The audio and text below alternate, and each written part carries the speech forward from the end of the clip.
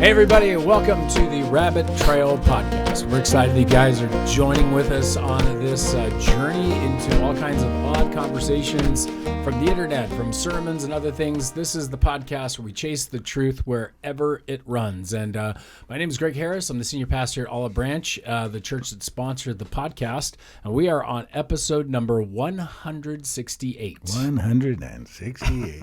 And so we're just glad you're joining with us. And my fellow rabbit chasers are going to say hi and give you guys some quick information, especially what number it's not. Hello, everybody. My name is Stephan Oldham. I'm the local outreach pastor here at Olive Branch, and we just want to say thank you for watching. If you're watching on YouTube, if you are watching, make sure you like and subscribe, but more importantly, to make sure you share this podcast with a friend or someone you might be interested in. If you're listening to us on your walk, or you let us know by contacting us somehow. We'll talk about how to do that in just a minute. But if you are, make sure you star that, and make sure you share it with your friends as well on Spotify or Apple iTunes or however you listen to the podcast. We'd love to know how. So how would they talk to us if they did? Someone asked me this question, actually. Yeah. How do I ask a question on the podcast? How do you ask? First of all, listen to the podcast, and we'll explain it to you a couple of times at the beginning and the end of each podcast. Not if you skip the first 4 minutes. Yeah. So again, if you have a question, and it doesn't have to be specific to the topic we're talking about. If you have a life question you want an answer to, or a theological question you want an answer to, you can email us at rabbittrail@obcc.church, rabbittrail@obcc.church. We get those, and then we read the question, and we discuss it at length during the podcast. So that would be how you would get that information to us. And then they can also drop comments on YouTube as well. That's a location that a lot of people like to just chirp at us at. It's kind of fun, but we'll get into some of that today. So and I will also say, if you're like, I'm not near a computer, I don't know if I remember that email address. If you have any one of our cell phone numbers, you can just text us, and we'll remember that too. And so if you don't know us and you have that cell phone number, yeah. If you don't have Pastor Greg's cell phone number, his phone number is 909. No, I'm kidding. You're like 555-55-5544. All right. So I got a little joke for you guys today that I came across. I thought it was pretty funny. So this guy gets on a train, and this gentleman sits down next to him, and the gentleman that sits down says, "Wow, there's just loads of psychopaths around here." And he goes, "Really?" And he goes, "Loads, mate." He goes, "How do you know?" He goes, "Well, there's signs, aren't there?" He goes, "I guess." And the guy goes, "I love them." He said there's like 10 minutes worth of awkward silence. And then the man gets up, grabs his bike, and starts walking, and he realized, it was psychopaths. Psychopaths. I thought that was pretty funny. I love psychopaths. Yeah. So, boom, I watch too many detective movies, so, And and according to some people I know, you have the whole everything but the psychotic part of the psychopath, right? You're just yes. According to your father-in-law. Yeah. Yeah. Just to bring you in on that inside joke, your father-in-law is really into what do you call it? Those personality tests. Yeah, it's like a personality test. Yeah. And so we all took one time, and we were sharing our results. And he once told me that your results are equivalent to like psychopaths and con men. So I am either a psychopath or a con man. So you can be both. You can be both. This has been one of the longest cons you've ever given me. Then. Yeah. So what's your favorite color? Red. Yeah. Uh-oh. It really is. So that's even scarier. So again, yeah. I mean, you can start investigating me if you choose to see which one I am. That sounds like a challenge. Hey, I've been married for 42 years, so the con is working. So there are no pros in that one. All right, and do we have a... Yeah, what about out there on the interweb? Fun stuff going on out there? We're hearing, so apparently we got some really interesting comments going on. So some of these, we might want to address one next week, because I see the comment is a page and a half long. So it is literally like if you were to put it out and type it and paste it, it would be like a page and a half long. In agreement with one comment? Yeah, it's about the controversial doctrine of full preterism. So we talked about that. Yeah. This is, I think, someone agreeing with us, but I want to make sure that I give them full weight of what they're saying. But they're just talking about why not read a page and a half. Well, no, I need to read the whole thing to make sure I agree with them. But in my overall just first impression of reading it, I think they're on board with what we're saying. They're just talking about the dangers of the full preterist position and why you couldn't hold to that as a doctrine. But they have a very lengthy explanation. So it often goes into that. And we've said several times full preterism would be an outside the pale of orthodoxy for Christianity. So if that's what you're saying, we will look at it. I think if someone spends this much time trying to articulate a theological message, I'd like to read through it a little more carefully than just my first thoughts. And for those that are not familiar with that term, it's not a predator. Not the full predator, just the partial predator. He doesn't have the helmet on. He just has the laser. Yeah. Oh. Yeah. Does he fight an alien or not? I don't know. The question, Arnold Schwarzenegger. Yeah. Okay. I don't know if he's a Calvinist or not, though. There's a couple of them here. There's one that I want to tackle here. This is, should Christians watch depictions of Jesus? This goes back to The Chosen. Oh my gosh. Still alive. This is still alive. This is going to be a thing, man. If you wanted to get an algorithm going, we would just do one whole episode on The Chosen, and I think people would hate it or love it. It's either way. This person says, I can't believe so many Christians watch The Chosen and think it's okay. But the American church is mediocre on a good day, so it doesn't surprise me either. Would you watch a video of a woman that looked and almost talked like your wife and had her name, and you adored that woman? That would be adulterers. They say adulterers is what I imagine it means that would be. Blessed are those who have not seen and yet believed. So you're saying if there was a play about my wife, and she was a character in a play, and they were depicting her life, that it would be wrong for me to watch that and to engage whether that was a pretty accurate portrayal of her as a person or a fallacy of her as a person. So long as you don't marry that person, I think you're okay. I don't think I would. I don't think I'd go, I want your autograph on this marriage contract. You also wouldn't turn to your wife and be like, you might. No. You also wouldn't turn to your wife and be like, you know what, I'm trading you up because that one is a younger version of you, but has everything that you are. No.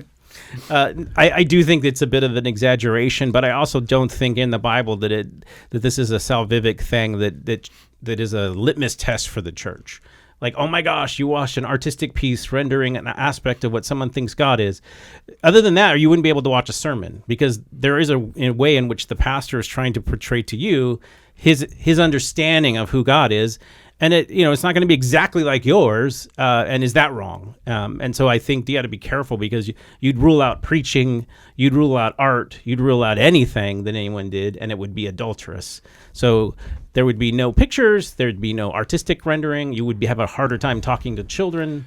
And I would say, like, the artistic rendering thing, it kind of, to me, the difficulty is this, where it's like, okay, then this translation is accurate, and if you read a different translation, then that's not okay, right? And going to the same part that's like different gospel. Some people think like it is so holy to hold to this red letter version, right?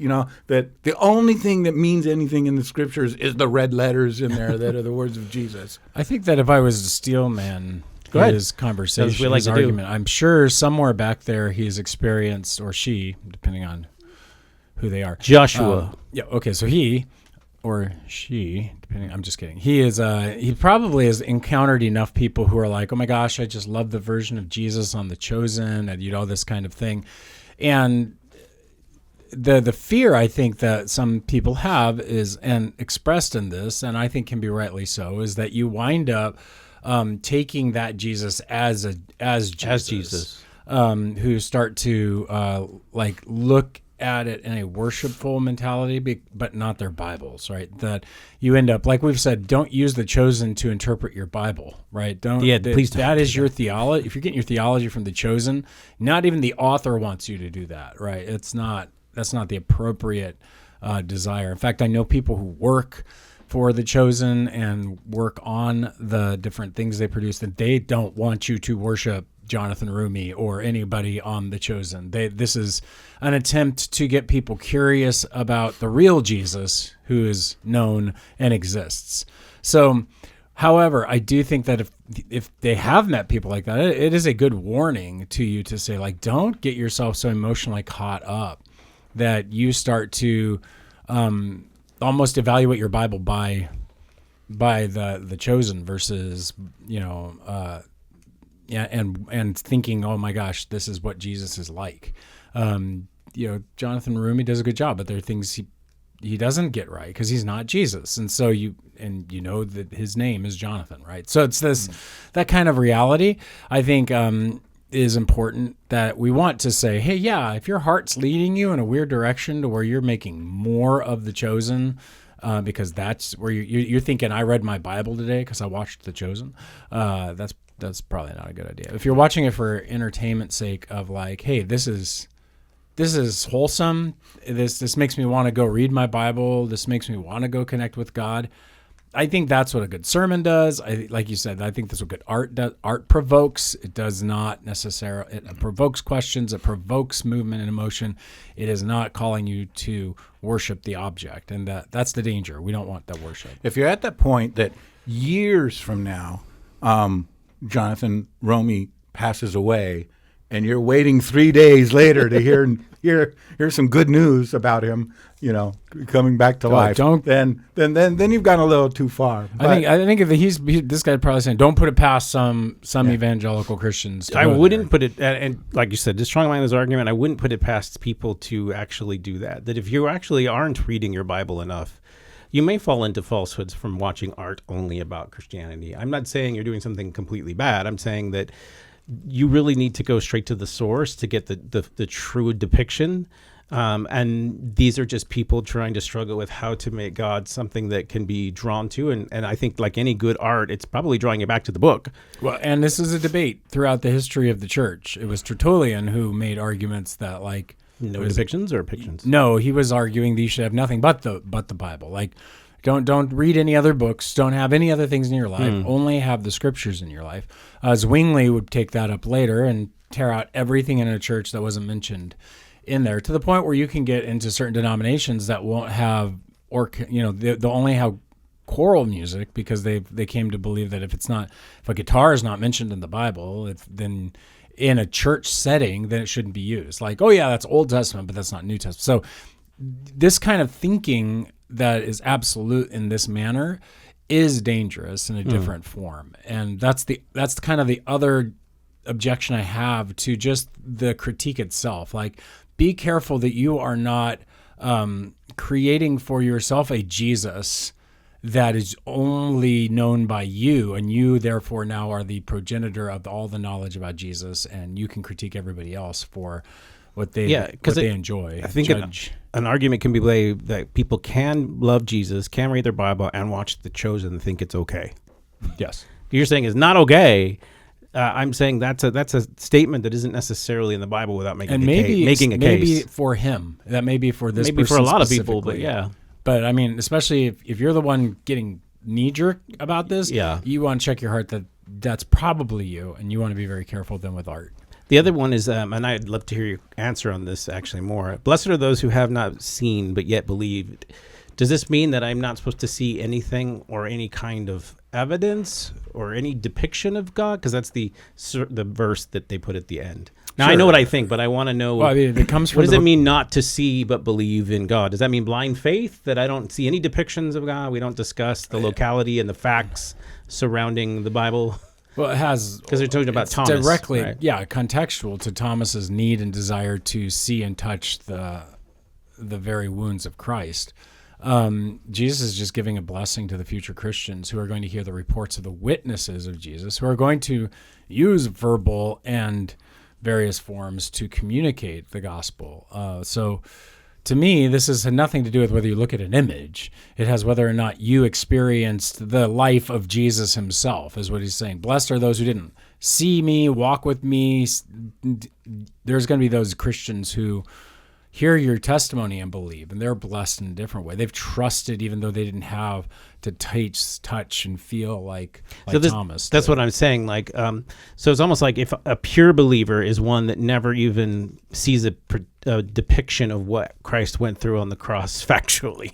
That would be an odd statement to me, to be like, because it has to do with evidence, right? If I'm looking at the evidence of the cross, and you might get some of the evidence right or wrong in the sense that you're doing history at that point, but I think it's not necessarily an unfaithful thing to do, to mull through the evidence and depict it somehow. Well, yeah, I think that would be weird. If I think this is a wooden literal, he's taking it wooden literally, like blessed are those who have not looked upon somebody who looks like a Jesus and pretends to be like a Jesus.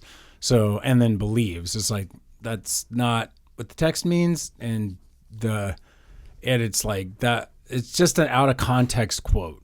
Just the plain and simple. It's not in context to what is going on in the scene of the book of John. So I just good. I just want to clarify because sometimes you throw a finding verse out. Evidence. There's lots of I would people who have come to Christ through evidence. There's some who have affirmed their faith through and evidence. they've looked at pictures. Like people draw little sketches of the cross and what Jesus did on the cross to get it. The earliest pictures is in the persecuted time periods. They draw small pictures of Christ, and that's what I'm saying. That those things have led people to the Lord, not drawn them away.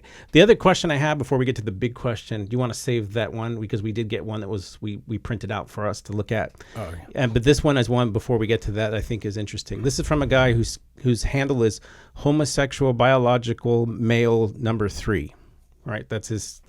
So his perspective is the word gay don't exist. It's called homosexual. You mean gay or homosexual.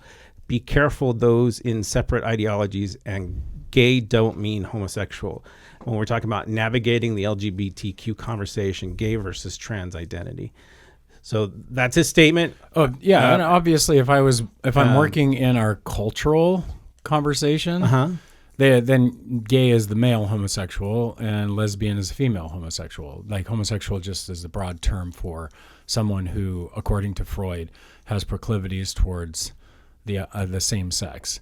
And so, and this is Freudian and sexual. This is theory. Yeah. This is not biblical theory. The word was implemented later into translations, which I think has been confusing for the conversation about this. But I would say that while nomenclature in our current modern age uses the terms, they are more technical in some people's minds. But there are different. According to psychologists, there are actually different forms of homosexuality in general, not just male homosexuality and female homosexuality. There's different forms even underneath all that stuff. Yeah, in psychology, it's different from an anthropology, and it's different from modern usage and social theory. You got to remember that a lot of these things that we come up with for words change and shift over time with the political and ideological differences in a community. It used to be homosexual was a term used to describe particular behavioral patterns. Typically, it was like someone who was attracted to someone of the same sex of some kind. Now it's used as an identity marker. And that's different than when it's first use, even in the common nomenclature. Now, if someone says, I'm this, it's like a part of their identity. That's different even then when it first was being used. Be careful. It's a central portion of their identity. I'm not saying that it is. Where I'm just saying that's how they would state it. Yes. Not just central, like it's not a part. not the totality, but it the is centrality. The centrality of it. Yeah. It's the interpretive method. But just know that sometimes, like the word gay also meant something different, and it's meant something different then, and it now means something different even today. So even words that we think we know can change very rapidly. So in the Bible, there is that term where the people struggle with what to translate the word homosexual, and that's changed too recently with the different identities. So all I'm saying is that people do change their language over time, and to ask the question, what do you mean by the word that you're asking? So what does gay mean to you personally? What does homosexual mean to you personally? That way we are using the same terms when we're talking, and not to assume that I even know when someone uses a word what they mean by it. So that's usually like if you're talking to a Christian, I'm going to have different words than you might use. So I would need to know your definitions of a word, and I would need to know my definitions of a word, and then talk about the similarities and differences. And that's where I would start any careful conversation. So he says, be careful, they're different ideologies. I would say in some cases that might be true. You might even use within the same community. I've talked to different LGBTQ members. They have different definitions of some of these terms for themselves that don't agree with other people under the big umbrella. I think terms are tricky, and people use them as weapons, and we should be very careful not to straw man people into words and then just have a simple argument against them. Like, oh, you're racist, or you hate me, or or I know what you are without you getting a chance to say. So that's what I would say to that comment. But other than that, there's lots of other comments. Someone did say something, and I don't know who they're responding to. They just said, you are twisted and you will be judged. And I don't know if that means other people on the chat or us. Oh, it's just a random statement in the middle of the chat. So it's a loving your LGBTQ child. I think they're talking about the sermon that we did and the clip from Matt's sermon. So I don't know what you're addressing. If you're talking about us, we'd probably need to know that. And if you're talking about Matt, I need to know that. Or you're talking about someone else on the thread, I'd probably need to know that too, because some people don't attach their thread to the one before. Right. So so if you want to know what we think, you might want to clarify your question. Other than that, it says, I needed this today. Both my kids are struggling and harmful thoughts, and I'm doing the best to emulate my father and breathe life into them. Overcoming shame, discovering your value, and God's purpose. So they just said, thanks for that. So Cool. That's it, other than the big question. All right. So we are in the series Covered in Dust. I like the little bumper that was going in there. That was cool. Trucks following each other, and it was written on the window. They get out and shake hands. You think they're going to fight? Yeah. They get out and shake hands. And then it's on the window. Somebody wrote on the window, kind of like, wash me in the dirt, but it was like, do you follow Jesus this closely that you have his dust all over him? So I like that. Now you can just say yes if someone has that bumper sticker. Yeah. Do you follow Jesus this closely? Yeah. Yeah. Yeah, I do tailgate. My wife always complains that I do tailgate, you? Are you a tailgater? Well, yeah. Remember his story about he told a few months ago about driving behind, tailgating that police officer. So I don't look at it as tailgating, but other people might. Do you just say I really like you? Yeah. I'm emulating the way you drive so closely. I want to be next to you. So I'm going to ask a really stupid question, just because I don't have all the scriptures brought up real quick. But the Covered in Dust, this series was called Listen to Him. Mark chapter 9, verses 2 through 13. And then the next thing I wrote down on my notes was, this is my son, listen to him. But that wasn't from that clump of verses, right? That was from Luke or something where... No, that's from the passage. From the passage. Because I'm from the here Transfiguration passage in chapter So I'll read. 9? I'll read it 2 through 13. No, just read 7. Read 7. Just read 7. You'll be good. Okay. So this is the Transfiguration. Mm-hmm. And I was just glancing here now. Okay. And a cloud overshadowed them, and a voice came out of the cloud. This is my beloved son. Listen to him. All right. So that's where we get that. Yep. Because I kept scrolling through there, and I didn't when see Greg that. preached, you didn't listen to him. Yeah. So but I wrote it close enough that I'm like, it should be in there, but I don't see it. Okay. So just if we can back up and edit that real quick, that'd make me look smart. Which it's all up to you, man. I do need all the help I can get. So again, this is my son. Listen to him, and that was kind of the crux of the sermon. And so part of me just kind of wanted to discuss, and I wrote down in my notes and I think we touched on it a while back, but just what is the difference between listening and hearing, and what does that mean to really listen to Jesus, and then just hearing, right? So, I mean, I know some of the things, like when we're talking, about communication and stuff like that, the idea is you listen to them to understand them, where hearing is more it's more about yourself. It's just, you're hearing, you're just gathering information. Sometimes it's just to set up an argument or a rebuttal, or, you're not really, it's not really part of trying to understand with them, emphasize with them, take action, Mm-hmm. So how would you define it? So if you were listening in the sermon, I was hearing it. I was hearing it. I laid down three ways that listening and hearing are different. The first one was when I'm sorry, I'm not being mean to you. No, but dude, no. I will say, with me being as sarcastic as I am, I enjoy when people push back. And So All right, let me write that down. Yeah. I will say people do say, you get picked on a lot. It's like, I like it. I pick on them a lot too. Yeah, you're Pick such on me more. Yeah. So one of the things that's really interesting is that listening, I said first, was about understanding. So kind of just what you said, right? We want to make sure that we get what somebody's saying. If you're not listening to them, you're not understanding what they're saying. The second one is that you can listen and understand somebody.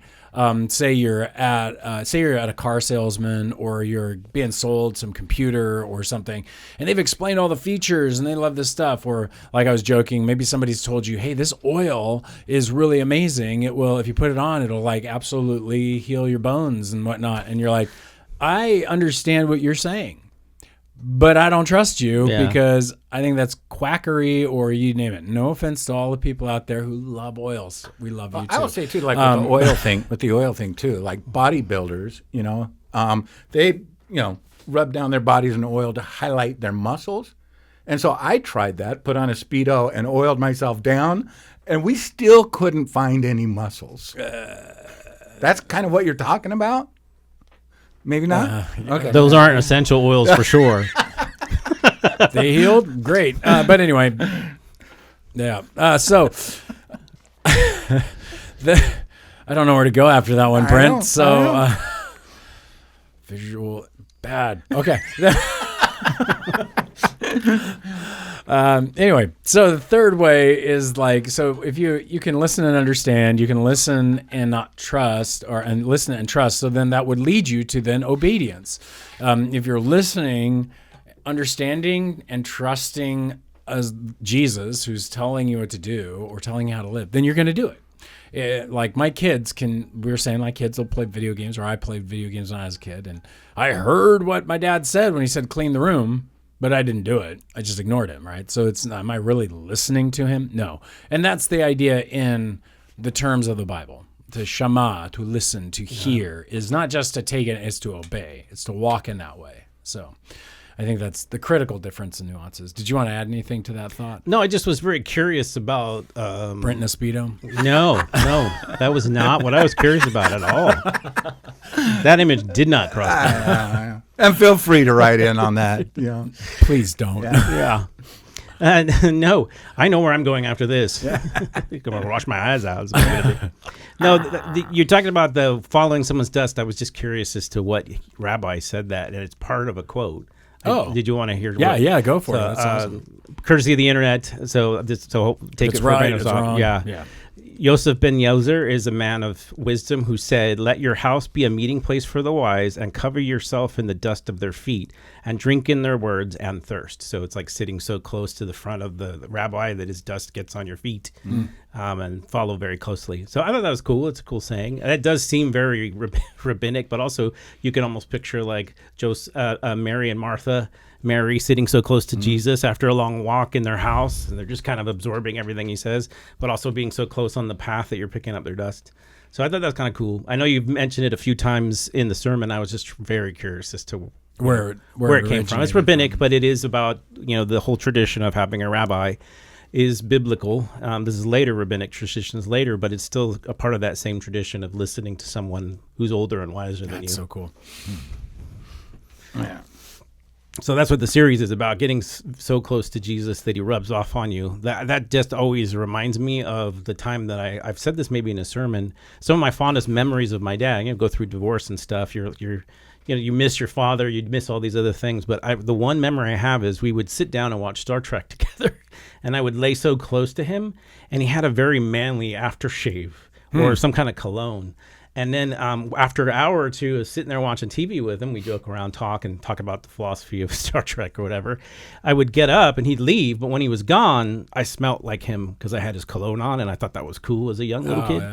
So the idea was me running around, being so close. So this kind of, it kind of smacks closely of spending so much time with your father that it literally rubs off how he smells. And I smell good. What are you wearing? I'm like, I'm wearing my dad's cologne. So it's very similar to that idea of, I do want to be so close to God that it's what other people are sensing or smelling from me isn't stink, but it smells good. It has a pleasant aroma. And the dust kind of reminds me of you're so close, you're walking in someone's footsteps that you act like them. So I like that. So. Yeah, and I mean, I think too, listening and hearing. I mean, one of the things that I get in trouble for at home all the time is I'll be watching TV, and I am very much a one-track. I can't type an email and listen to somebody talking So to me. everybody who doesn't see, because we cut the camera so fast, oftentimes when Stephen and I are talking, Brent's nowhere to be found. Like this, he's explaining what happened. So go ahead, keep going. Yeah, and so I'll be watching TV, and my wife will be, in the kitchen doing something, and she'll be talking to me. I do believe I hear what she's saying. I totally believe I believe hear what it. she's saying. But as soon as she's like, "You're not listening to me," and I'm like, "No, I am," and she'll go, "What did I say?" I have no recollection of what she said. So I do feel like when you're listening, it's more permanent. It's more, you take it in. Well, and then there's this amazing ability that Brent has. Oh, yeah. That occurs It's staff meetings. at staff meetings. Like we'll be sitting around and 5 ideas will go out. In fact, he just did it before we started. I don't know if you noticed. But the and then suddenly out of nowhere, it was at lunch. We're talking about this whole conversation for Was it Trinity? Yeah, on the Trinity. We'll get to that later. And it was some aspect of the conversation. And then he's like, yeah, in this verse that we were talking about right at that moment. And he has this ability to hear what he's not paying attention to, right. and then not realize he's bringing up what he just heard. He's created more great ideas after everybody else that way. I have original ideas that somebody else shared before I thought of them. And I will say, it's just, my mind is just so busy and loud that I don't hear anything else, but I obviously hear other things. So tell us more about listening, Brent. Yes. So I do think that when it does come to, listening to God, listening to Jesus, I think one of the ways that we can really do that, because again, part of it is listening. And you can think about it from an audible standpoint. We are listening to gain information so that we can understand what they're trying to communicate to us and understand them. And, like we talk about, just being able to locate them emotionally and either empathize with them or take action. And so I think one way we listen to Christ is through Scripture, and it's not an audible thing, but we're reading it, we're mulling it over, we're meditating on it. When you're praying, you're using Scripture as part of your prayer as well, because then you're taking it in and you're understanding it on a different level. And it's important to remember that I think one of the weird things is that why do we feel connected to people? I've listened to particular podcasters for years.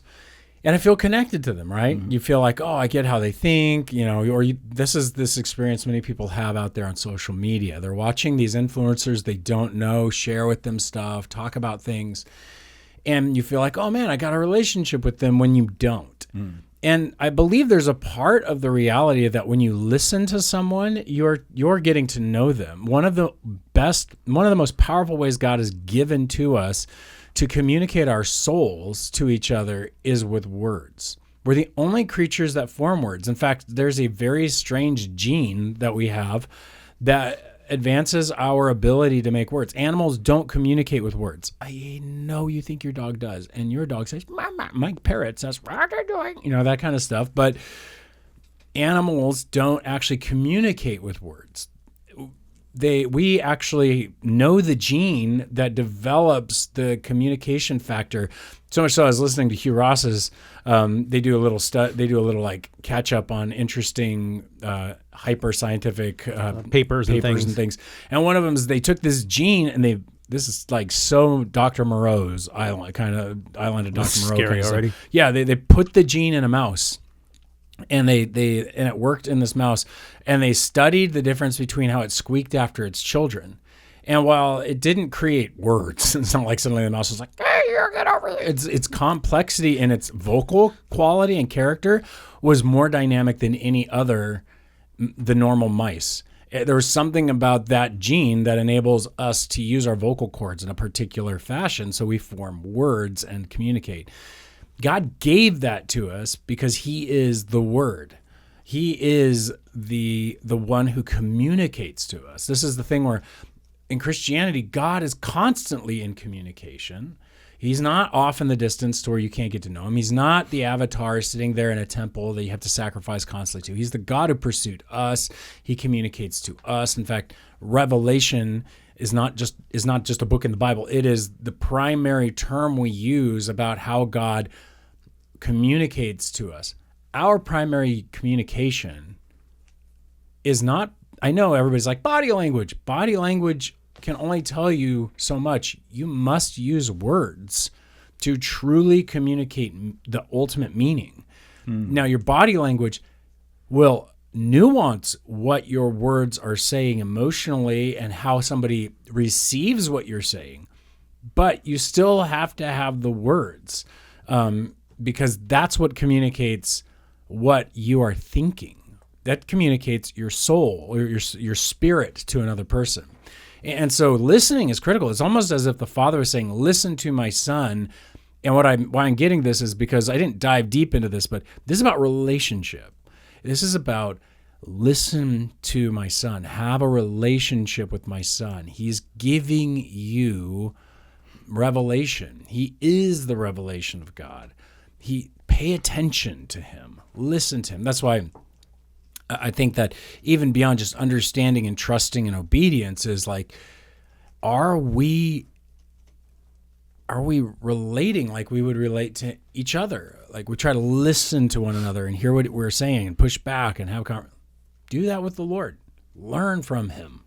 Listen to him. And for those of you that are out there getting ready to type into YouTube or whatever a comment saying, Greg, no, words aren't all of it, because my wife can give me a look in public where I'm like, oh, she didn't have to use any words. She gave me that look. I know exactly what she's saying. But I will also say that look means we're going to have words later. Oh, yeah. It also usually means you've had words before. Yes, you kind of know how to interpret the look because she told you. Yeah. So just go ahead and hit, delete. Because one of the most powerful things, and the reason I think words are primary to communication is this simple tool that we use in my house all the time. There's this conversation in marriage counseling where it's like thunder in the kitchen means an argument in the bedroom, because it's this idea of bad communication is that you're going to slam things to try to communicate that you're angry instead of approaching the person and verbally communicating what you're frustrated with. It's bad relationship standards to slam things, throw things, do things to try to communicate your emotions when you ought to slow down and communicate them with words. Words communicate your soul. Actions, you may have just stubbed your toe and slammed something. Now you're like, oh no, there's going to be an argument in the bedroom. Words are primary because all the other body language stuff has to be understood after it. So in our house, I see a weird look on a face or something. This is where I was going. We say this. What does that face mean? You're kind of slumped over. What is that? What are you telling me today? I'm just really tired. Are you? Because oftentimes they don't even know what they're feeling to communicate it with words. It's very powerful because guess what? How many times I've been wrong trying to read the face that they were upset about something else and I interpreted they were upset with me. Words are the critical piece. That's the foundation to all the other kinds of communication.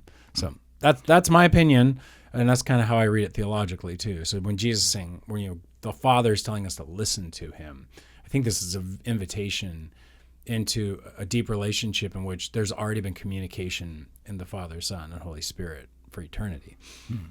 Yeah, Nancy uses that tactic too, and she sees something looks like it's bothering me, or I'm bothering her, and she'll come out and start explaining to me, so we can have that discussion now before it blows up, I found that it's not productive for me to go, hey, if you can't say anything nice, don't say anything nice at all. So yeah, that doesn't always Tips from work. Brent. Yeah. Tips from me. Don't do that. We do live in a world where people tend to think that I shouldn't have to ask you. You should know what I'm thinking.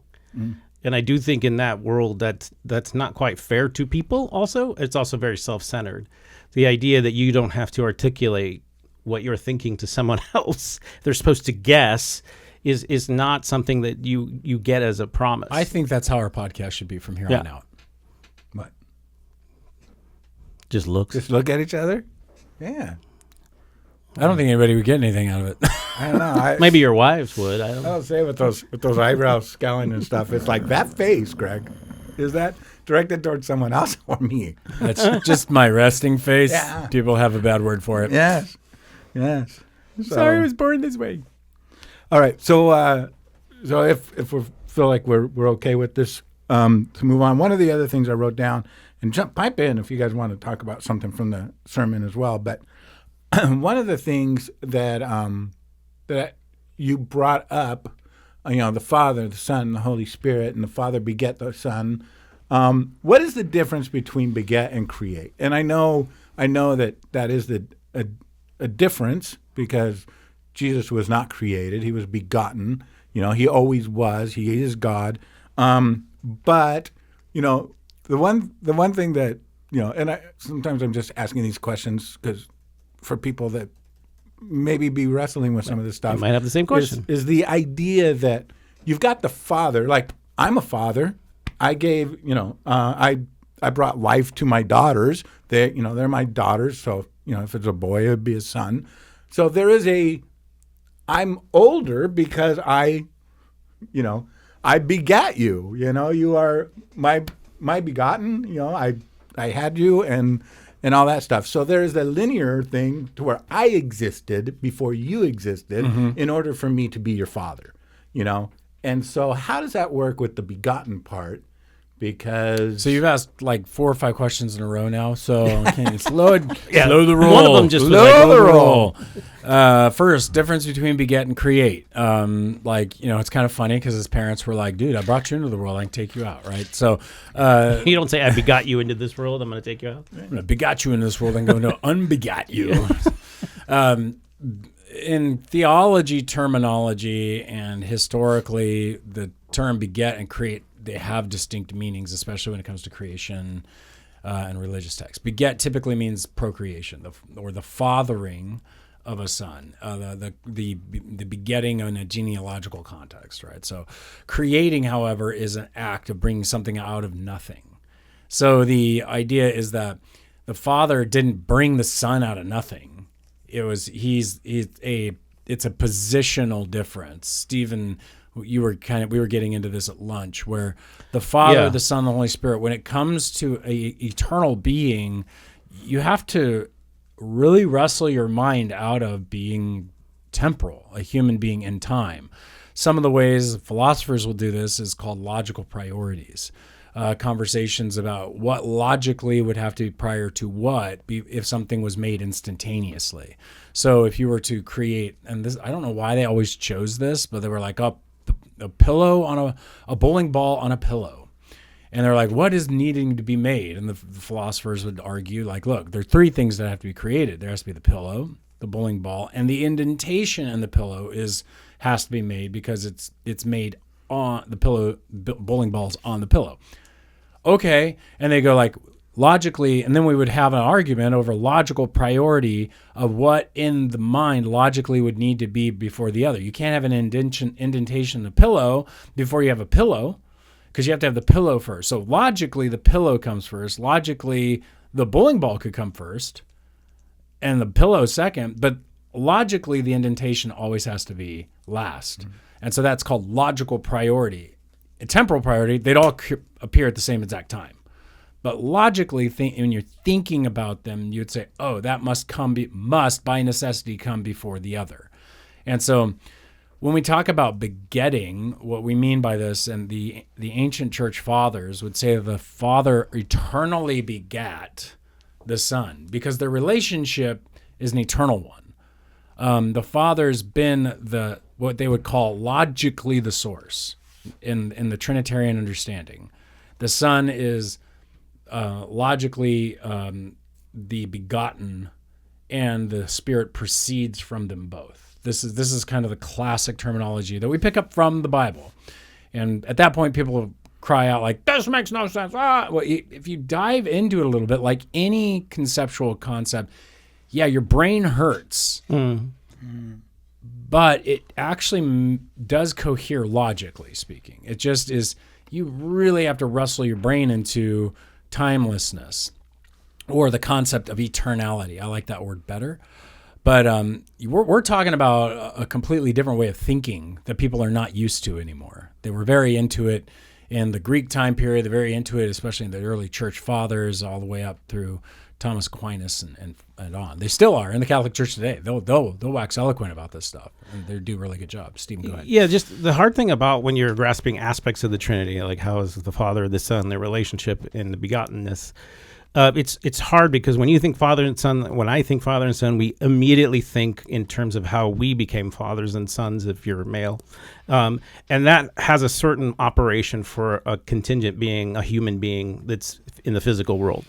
And when you talk about God, you have to remember that part of what your experience is like is going to relate to him, like existentially. I get that.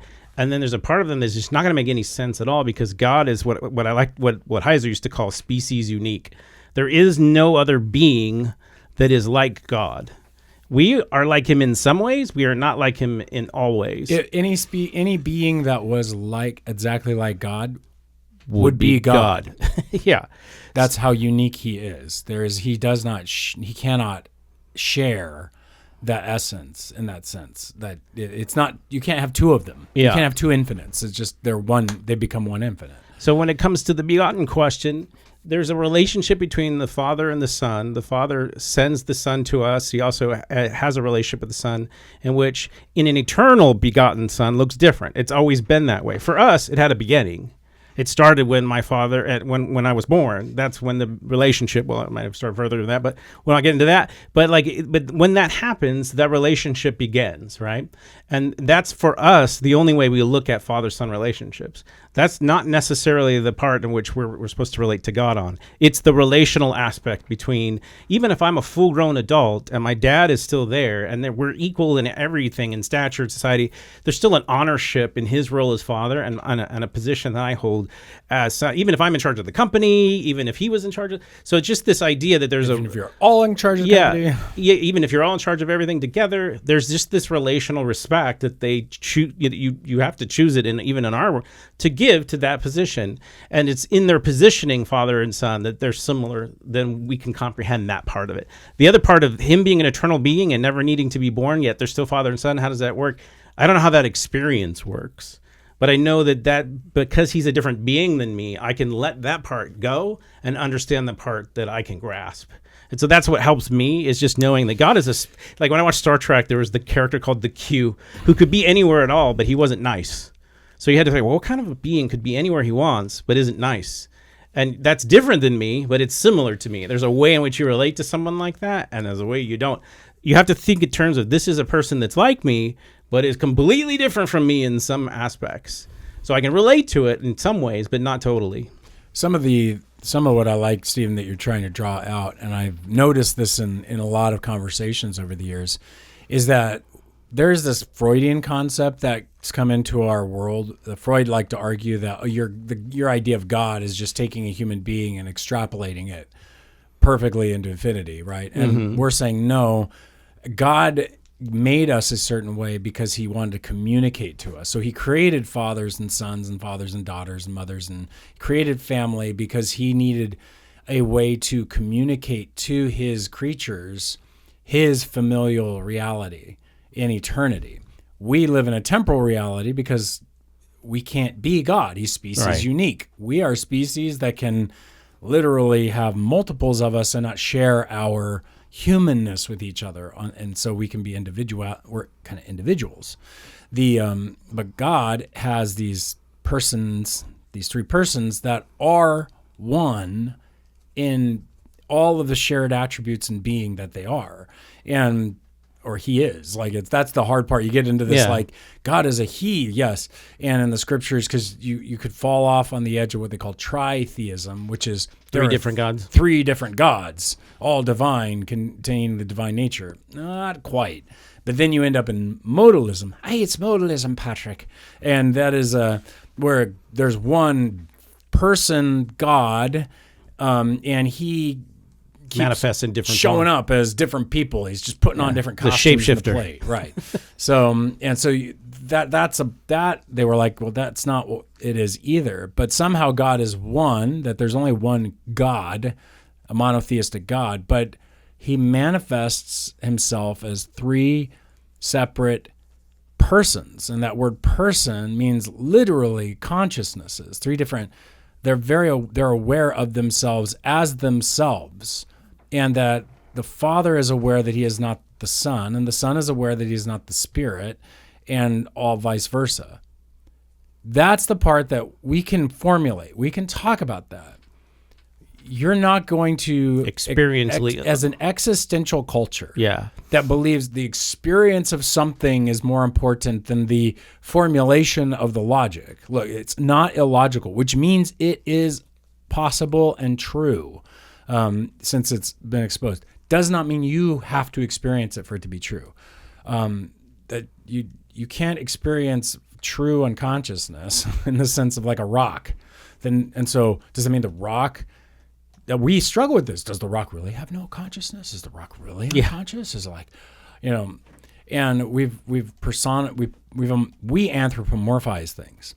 God takes his experience and he doesn't, they say he anthropomorphizes. That's the way we talk about it, meaning making it sound like man.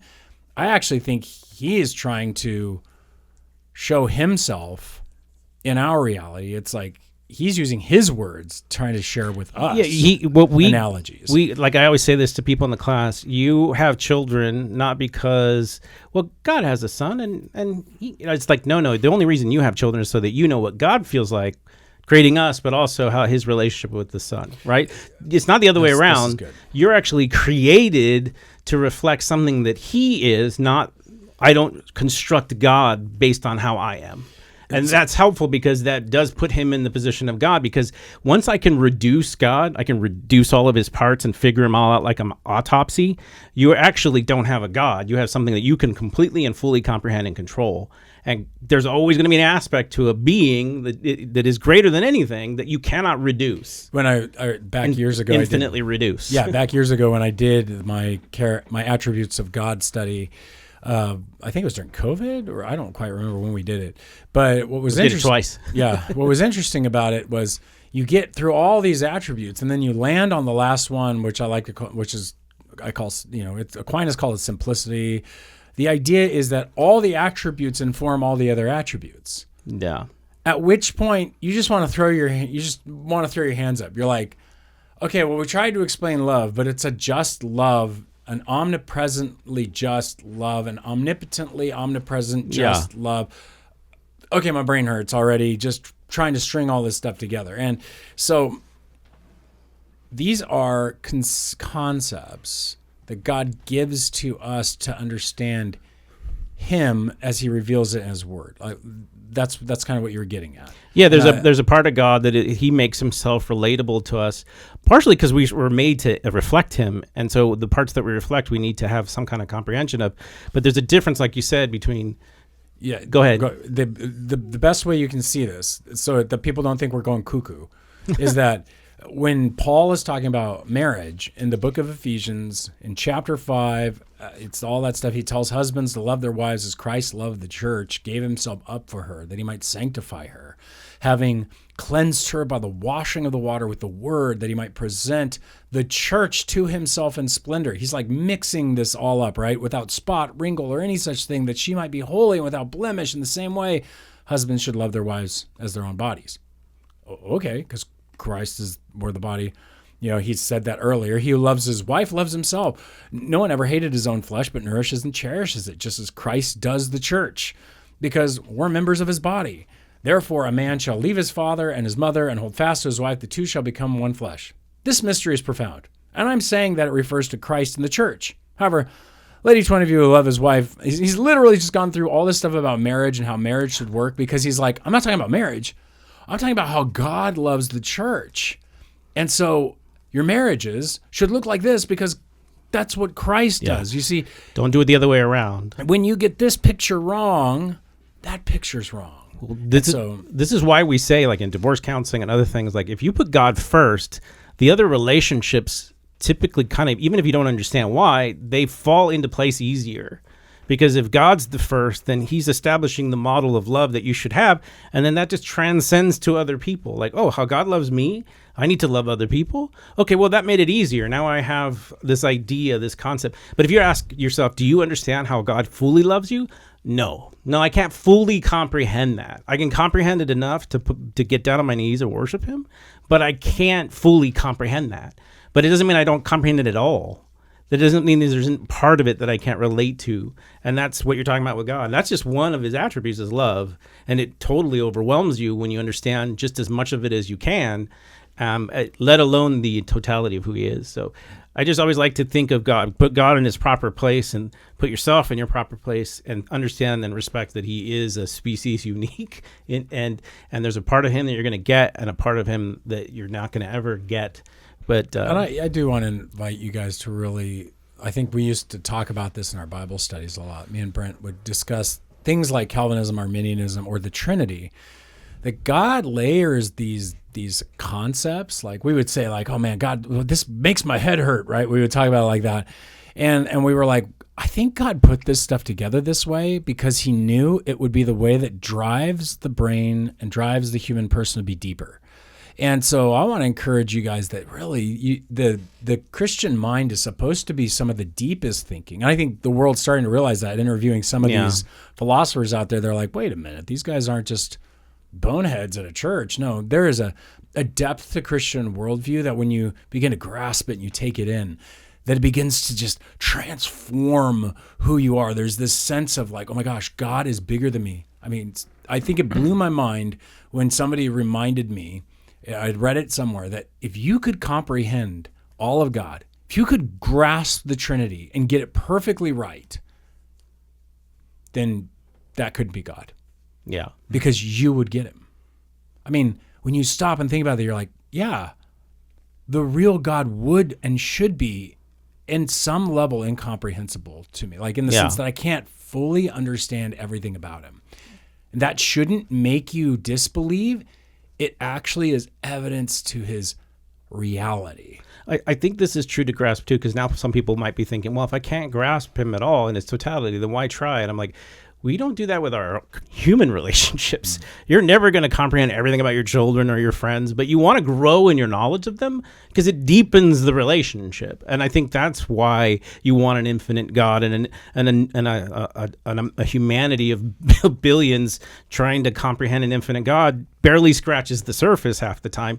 And that's how it should be. By definition, it barely scratches the surface. Yeah, but that's how it should be, right? Because that means he's really God and you put him in his proper place.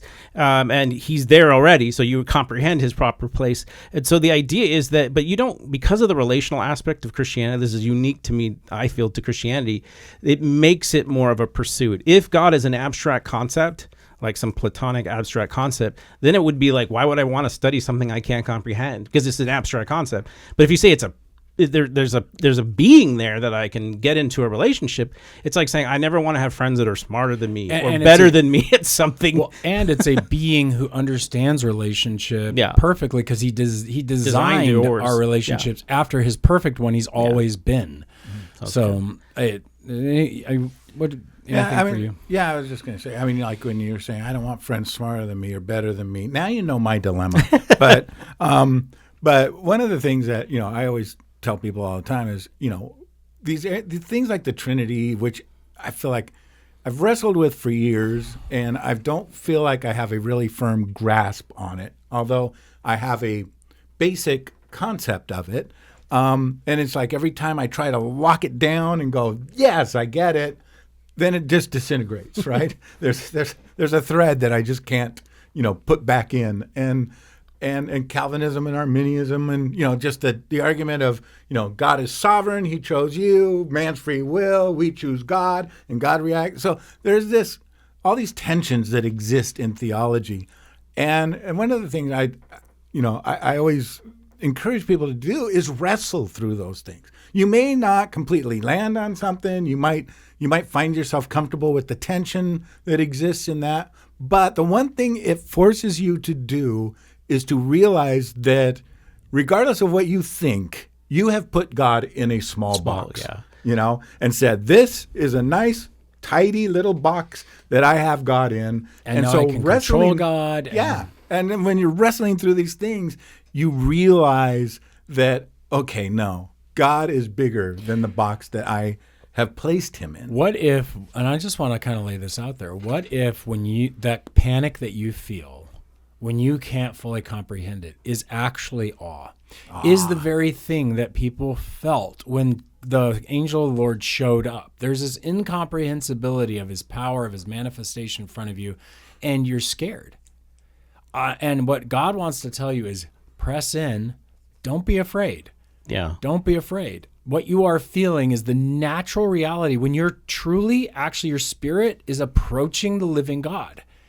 And so this is the concept in Christianity that has existed, that we don't live just alone. You live coram Deo, before God. You live in such a manner that I stand before his face. And that when you actually approach him in the study of things like the Trinity, in the study of his timelessness, and these things that hurt your mind and cause panic because you can't grasp them, you're actually brushing up against the divine. And you're getting the true sensations of what it means to stand in the presence of the living God, who is so immense and great. Very similar to feelings like coming around the corner and seeing El Capitan when you drive into Yosemite, or standing at the edge of the Grand Canyon, feeling like I feel dizzy, like I'm going to fall Niagara in. Falls. Yeah, it's just these. I haven't been to that one. I can't wait to do that one. But it's this. There's this overwhelming awe that comes about, and it is actually fear. It manifests in as a fear, a positive fear, but it's the way that it's been described is something that draws you, but you want to repel from. Yeah, and that's what you're feeling. Is this like, it's so interesting, it's so scary. What if I don't get this right? Oh, what if I'm wrong? And it's like, yeah, welcome to awe. Welcome to the. Do not think that you have to comprehend the infinite. If you do, that I have found that is the doorway to heresy. Everyone I've ever met that walked away from the Lord, ultimately for mental reasons, not for sin reasons, did it because they believed they couldn't that God just didn't make any sense, because they thought they should be able to understand the infinite, and that's just stage one. And there's a God, and I'm not him. And this whole idea of awe, right? I'm just going to read from verse 2 forward, the Mount of Transfiguration. So after 6 days, Jesus took with him Peter and James and John, led them up on a high mountain by themselves, and he was transfigured before them. His clothes became radiant, intensely white, as no one on earth could bleach them. And there appeared to them Elijah with Moses, and they were talking with Jesus. And Peter said to Jesus, "Rabbi, it is good that we are here. Let us make 3 tents, one for you, one for Moses, and one for Elijah." For he did not know what to say, for they were terrified. And again, I think that is that statement of awe, right? And I mean, I'm sure we've all had those moments of awe, where it's like Peter, I just want to live here. I don't want to move off of this mountaintop. I want this to last forever. And so part of it too is talking about the awness of, going to the Grand Canyon or Niagara Falls, or, swimming alongside a whale shark. And there's this sense of awe, and it's like, you are so enthralled, but it does wane after a while, right? If you're standing on the edge of the Grand Canyon and you're there for 45 minutes, it's like, okay, let's go back, let's go get something to eat. Where in heaven, that awe is going to be so infinite that you're going to live in that state forever. What things in your life have happened where you hit that moment of awe that you either did not want to leave, or you spent a lot of time trying to recapture? And I know for me, so I'll give you guys, and the only reason I'm sharing so you guys have time to think, was, there's been numerous times I could probably think of that, but one of the clearest ones, and that's one of the reasons why I love the song Agnus Dei so much. Oh. Right? I think I was cleaning the house and I had music blaring, and it was my third day CD, and the song Agnus Dei came on, and there was just this moment that I just stopped, and I was just caught up in worship to where I just was crying, like just bawling and just, and I felt so full of the Spirit at that moment. And it was just like, I never want this feeling to leave me, And I can listen to that song and not have any reaction, but I can listen to that song and have a really strong reaction. And so, part of it is I always want to recapture those moments that you've had with God. I don't think that's a bad thing, actually. I don't think that you should think of them as moments. There's been a lot of study on awe. I was listening to a book on the concept, and there is some sense that we're designed to chase it. We're the only creature that feels it. Like you put a goat out at the Grand Canyon. It's not sitting there going like, it's a big hole in the ground. Like, aren't you impressed? Nah. I love it. But like you can be caught up. Like this morning, I was sitting in my bedroom talking to my wife, Teresa, and outside on our neighbor's bird of paradise landed this yellow songbird with a black stripe and this little red spot on its head. I'd never seen anything like it. And I was just like arrested instantaneously, like, look at that bird. And she's like, yeah, cool bird. I'm like, oh, it was just like, it grabbed me.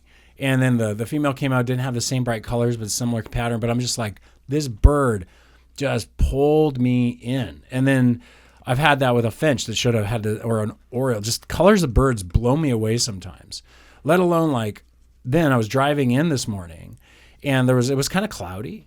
So it was kind of like a little hazy and I couldn't see the mountains up next to my home. And yet one peak had broken open and I was like craning my neck up in my car and I'm like, do I have to normally look this high to see the top of the mountain?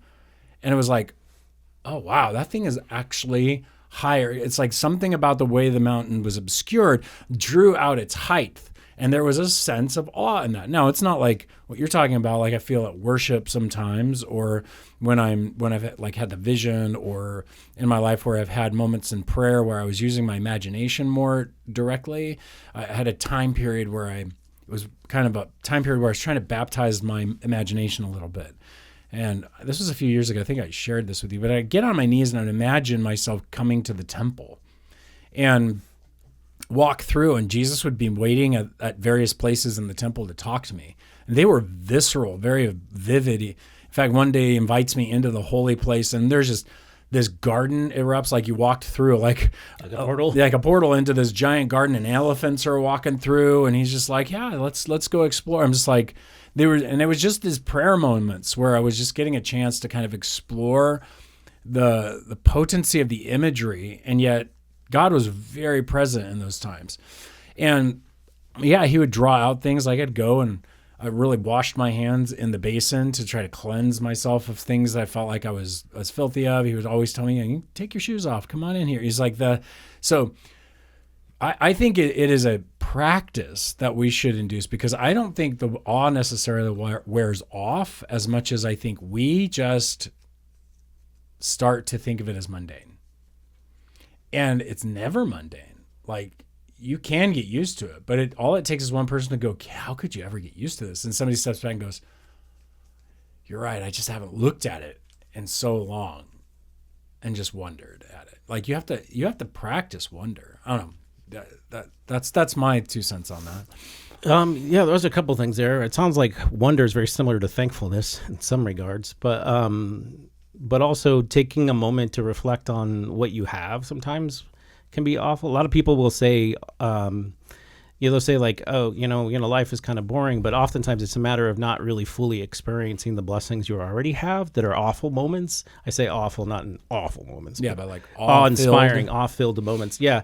And what I mean by that, someone was sharing me, I won't tell you who your name was, but I thought it was pretty typical of my experiences. They were just saying like, man, I got to go buy a bunch of stuff for a party. All my family, grandparents, I'm the grandparent, I'm retired now, and all my grandkids, they want to come over all the time and have parties at my house. And and then he's like, someone just came up to me and told me, that sounds like my idea of heaven. The idea that I get to, that your grandkids want to come over and they want to be at your house, right? And so he's like, I had a whole new perspective on everything that I was seeing as like a chore has now become a blessing all of the sudden. And it wasn't like any of the circumstance change. It was just the ability to be thankful for taking a moment to think through, oh, this is an awe-inspiring moment. And people used to say, I don't see the church growing or moving or doing anything. And I'm like, you're probably not looking either. You're not seeing it through those eyes of sitting down and contemplating and seeing what's already there. So a lot of times I'll try to pray, like, show me what's already here that I just am clueless to. And let me be inspired by those things that you do all the time that I just don't care to see. And I think that helped me a little bit, but it starts with being thankful, because I don't really think of things as a blessing until I start thinking of them as being thankful for having them, and I could not have them. So another one of the people I like to listen to, Andy Wilson. He's an author, and his uncle is kind of a scientist who does biology stuff, but they did this thing called The Riot and the Dance, and it's on like Angel Studios and on his particular sites. I forget what they are, but they're pretty cool. They're like Christian versions of like nature documentaries, and they do just a really good job of showing the awful, like the horror of some animal death, but then other things, and they don't shy away from it. Like they're kind of locked on. But he does this thing where he'll talk to high school, middle school kids or young kids, and they're like, what fantasy world, if you could live in one, would you pick? And like, who would do Star Wars? Oh, who would do Harry Potter? Oh, who would do like, and these kids, and it's like, who would pick right now on Earth? No kids raise their hands. He's like, are you kidding me? Like, you have these magic keys that go into these machines that suddenly come alive and transport you at tens of miles an hour. You can climb into a tube that thrusts you through the sky, and you land in a foreign magical land where you've got glowing screens that bring you pictures from all over the world. I mean, if you stop and thought about the magic that sits around us, and then you go, this is all invented by God. The fact that we're talking in a room that is being picked up by a diaphragm on a microphone that's sending it into an electrical signal that's being recorded, while I don't even get how the magic system works for screens here, but this is all in the design and the mind of God. We're using his creation, and you should just sit back and kind of go like, what are we doing? But it becomes so unthoughtful about the beauty and the wonder. And then to think about how that, no. And all this is being guided by entire biological systems. We are only starting to scratch the surface of comprehending, designed by the maker. And that's why I like science. That's why I like general revelation. I think general revelation is awe-inspiring. Is awe-inspiring. And then you add the special revelation of the Word of God, and it becomes not just awe-inspiring, but fabulously, sublimely meaningful. Just thick with analogy and wisdom and tension, and wonder becomes not just, oh, that's a really cool scientific thing. It's, oh no, that is meaningful and is purposeful, and God has and there's a beautiful arc of story and art. You're not chopping it all up into the humanities and the sciences. Yeah. No, it's called human experiences. God intended you to have it, and that should endow awe.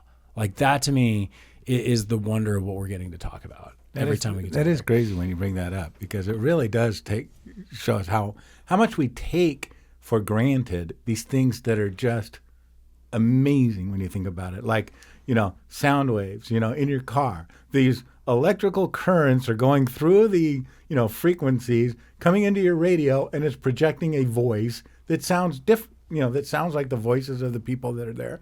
And these other electrical currents are going through frequencies, bringing color to your TV and shapes and voices. And it's like, that's all like, craziness when you think about it.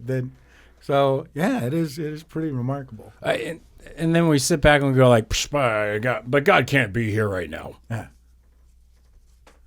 We'll watch ourselves, right? I mean, I think the Christian worldview just opens the door to the majesty and the wonder of life. We've sanitized it like some nasty hospital hallway that just feels like nothing else can be here. Nothing can live. We just want to get people in and out. I mean, but even that has its own beauty to it. But it's like, I feel like we've tried to wipe away all of the grime, gunk, dust, and wonder. And that's why I kind of like the name of the series. Like, let's get his dust all over us. You gotta get dirty. Like, get real with Jesus about this stuff. Don't just like play it off. I mean, get into the text. Find out who he was. This is probably not necessarily an appropriate a comedian, but a very funny moment that I saw. I think it was on a network. Was it Louis C.K. on the Conan O'Brien show? Yeah. When he was sitting there and he was on an airplane and he was talking about like the guy next to him was complaining. He's like, "Oh, my phone doesn't go fast enough. The plane doesn't go fast enough." And he goes, "Why don't you give it a minute to go to space and back?" Give it a second to get back from space, okay? Yeah. You're in an airplane. He's just like, just think about what's going on at the moment, and then you won't get so irritated, is kind of his point. But it was funny. He's like, we're absolutely ungrateful for the technology that we've been able to invent because doesn't give me what I want in 5 seconds because it has to go to space and come back. And that is another thing that's crazy. Like, you talk to somebody on the phone that's in Europe, you know, and is traveling thousands of miles in Wamena, Indonesia, which only 10 years ago we couldn't do, and now they're like right there in our face. And it's just like, it's not like you say something and then 5 minutes later you get a response. It's like almost instantaneous. It goes to space. Can you give it a second to come back from space? All right. So, want to try to tackle this real quick? Real quick. Yeah, we'll do a preliminary, and then we'll probably come back to it. We will come back to it next week. But you want to read it? I'll go ahead and read it either way. It doesn't matter to me. But so this was posted online, correct? And it's from the internet. Yeah, from the internet. Dr. Vanderweerd is asking the question for you pastors, and it's from a pastor's perspective, so not from a psychologist's perspective. Now, is there a correlation between cognitive functioning and faith? And so what is the correlation? Yes, with various mental health disorders, there is a high prevalence for suicide ideation and suicide completion. So often the common statement made amongst Christians in the church, which I personally believe is harsh, is they should have more faith. When it comes to this statement, I actually believe it can be directed back to the biblical teaching they grew up under, their foundation. I think just to start with this, she asked the question, is there a correlation between cognitive functioning and faith? Obviously, I think the answer is yes. There's a correlation to cognitive functioning and any worldview, any form of thinking processes. While we can understand that the brain is, we know that the brain is malleable. We know that the brain is plastic in the sense that it will run things around. It's elastic. Elastic, yeah. What you think about is, they say that the fire after, there's a statement about how neurons fire. Seconds after they have the thought. Well, it's the way that they've wired the neurons that fire together. That's the term I'm looking for. And so when you think a thought, like for example, when you meditate upon Scripture, you're placing thoughts in your mind. I believe that from the little bit of work that I've done in shame and recovery stuff and things like that, the way you interpret those scriptures, like this idea that you got to have more faith, can either be a shame-based interpretation, which I think comes from the flesh, or a biblical interpretation in which actually you should have more faith isn't found anywhere in the text, in the scriptures. As we'll find out this weekend, it's a binary. You either trust God or you don't trust. You trust something else. And that little bit of trust is honored by God. When you get a mustard seed of faith, mustard seed of trust, that's all you need. So I do think that there is a tendency because of certain, and I don't want to pick on fundamentalism necessarily, but I'll use fundamentalism. Overly simplified belief systems. An overly simplified belief system that's just like you believe this and you do this and you don't think about it and you obey this. It's a behaviorism without the cognitive side. True. It is a system of rigid do's, don'ts, rights, wrongs that allow for no engagement, that creates a guilt-laden conscience, a shame-based existence, and I believe becomes the foundation for some suicidal ideations and struggles. I mean, Stephen, you grew up under some of those concepts. Like, how did you see that affecting people in your mind? You're talking about cognitive function and faith, as far Well, as yeah, or especially just the concept or the lack of, like, of sophisticated thinking. You should only have faith. How did you see that affecting the depth of thought or the way people lived, or even? Yeah, this is difficult because for me, part of the reason I've always been a Christian, always wanted to be in ministry, but a part of me was getting encounter with people who were overly being simplified in their understanding what's going on in their life. So I used to see people come to the fore to pray, and people would cast demons out of them when they were schizophrenic or had been abused when they were touched. And when you touch someone who's abused, they usually freak out because they're reliving the post-traumatic stress. And what I didn't find is people who they overly simplified it as demons or not demons, right? And so that stirred me because, I don't know why, but I've had a concern for people who it's not as easy to figure out things. Where is it this person's sin, and where is it this person's impressions from a spiritual world, and when is it someone's inability to comprehend something or a lie they believe or something else?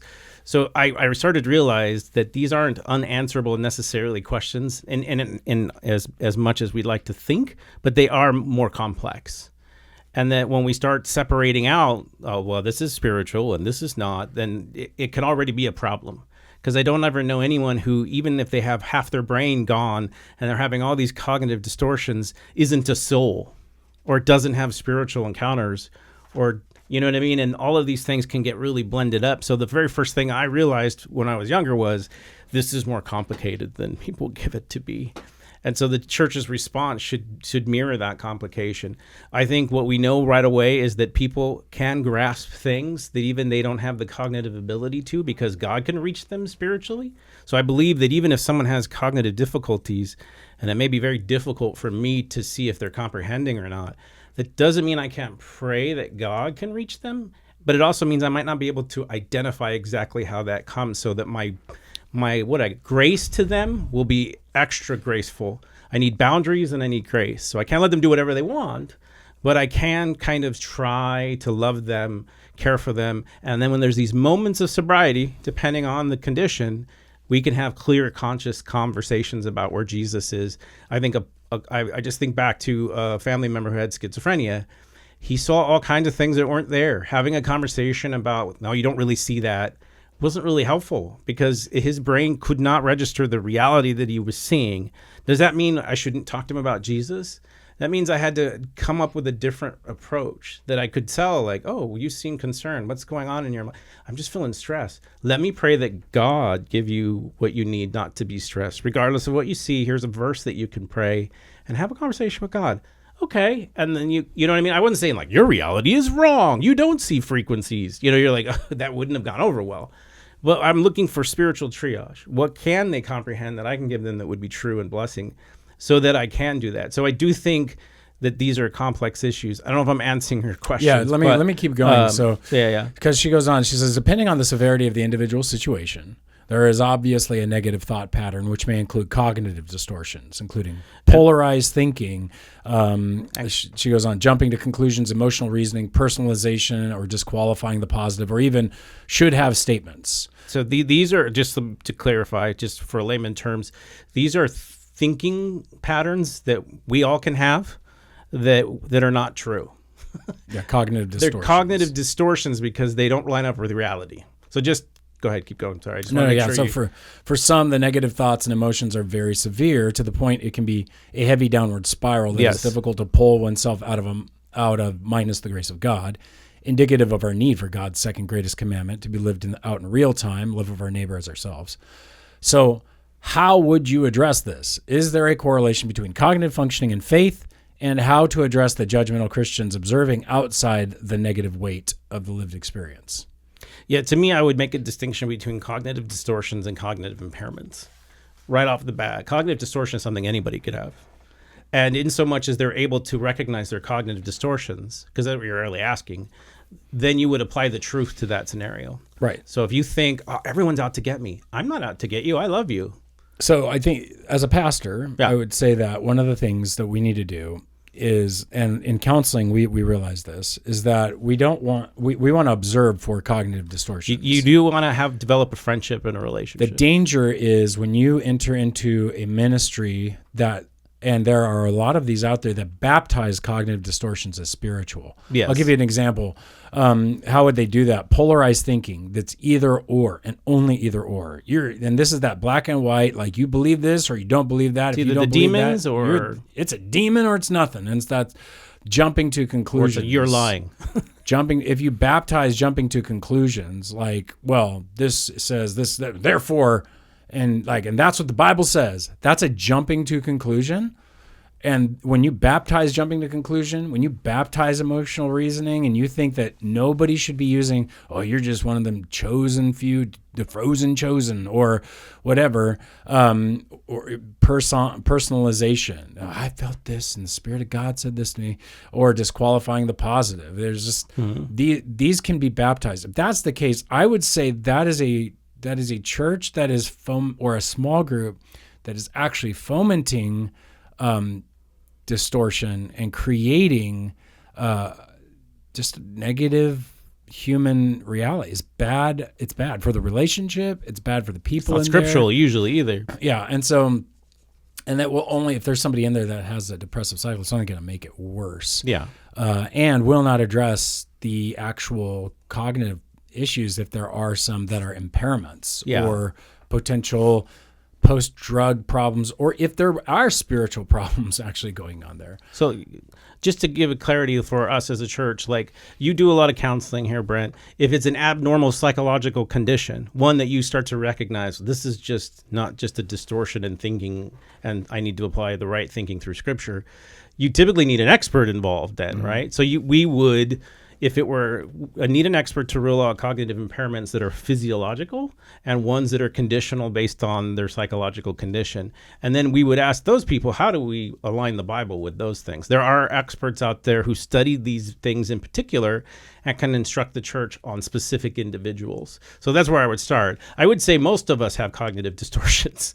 And so that's not something that I would rule out right away. And then once you have a proper, what I consider a Christian worldview, both cognitive and behavioral application, like, what is your therapist telling you? Well, he's saying I need to rely on, I know that God's real. Okay, well, let's try that. You know what I mean? And when you're having an episode, we have to talk as a community how we want to treat you to bring you back to a place where you can be cared for and you can experience the truth in a loving environment, which again is boundaries and also has to do with understanding and experiencing that in treating other people correctly.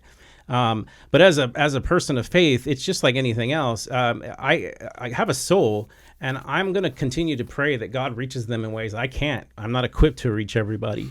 And so I need to be honest with myself and say, I don't know if I can fix this problem, but how can I bless this problem?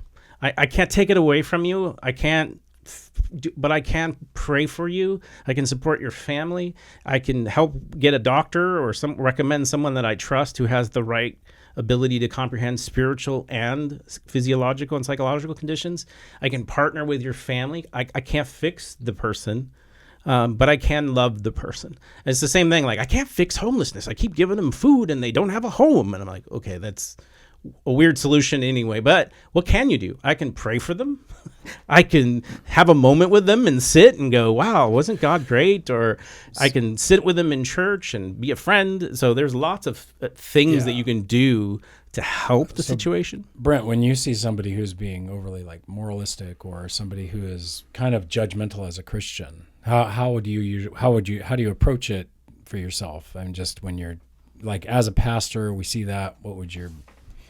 Well, I usually just try to remind them that, number one, regardless of where somebody is at, we've got to have empathy and we have to have compassion for them and help them, number one, identify where they want to be and then help them figure out how to get there, and not just go, you need to do that. And I think that even in counseling, right, there is kind of the polemic attitude of, there's the one side, and I want to say it's pneumatic, but I don't think that's the right word. Counseling. Noahic. Huh? pneumatic or Pneumatic, where it's just scripture only, and if you and if you're listening and if you're listening to counselors or anything like that, then that's all wrong. All you need is scripture, and just tell them it's sin and to stop doing it. But then there's the other side where you've got the professional counselors and people that have studied human behavior, and part of the healthiness of that is they can give you tools to help you move forward and not, it's kind of like eating, I'm fat, I want to lose weight. Okay, just eat more vegetables and exercise. Okay, yeah, that's pretty simple, and I can understand that.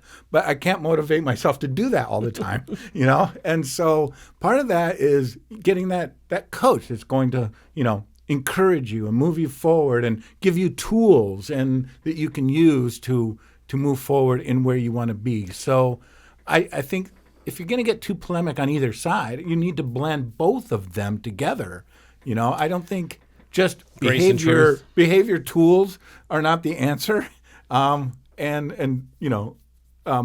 got to blend that with the spiritual desire as well. So we may not have hit the sweet spot for you on that. So let us know, follow-up questions or anything that you have. It's a super complicated but good observational question as it pertaining to suicide and some other things that I definitely think what we're just trying to say is that when there is those cognitive things that are actually, we got things falling over. When there are cognitive distortions that are being baptized or being endorsed in some way, that we really want to check those and monitor those and say, hey, that's not exactly the right necessarily prescription for things. But again, if you've got more and you'd like to let us know, please do that. And we're actually out of time anyway, but we are glad that you joined with us. If you made it all the way through, congratulations. We're just excited that you joined with us on this magical, wonderful thing called the internet or wherever you're listening. And we're just glad that you're with us. If you'd like to drop us a line, let us know you're listening, ask some further follow-up questions or anything else, just or let us know your wonder and awe experience that you've had. Let us know. Send us an email, rabbittrail@obcc.church. That's rabbittrail@obcc.church. We can't wait to hear from you and see you guys next time. God bless. Boom, check it out. Bye.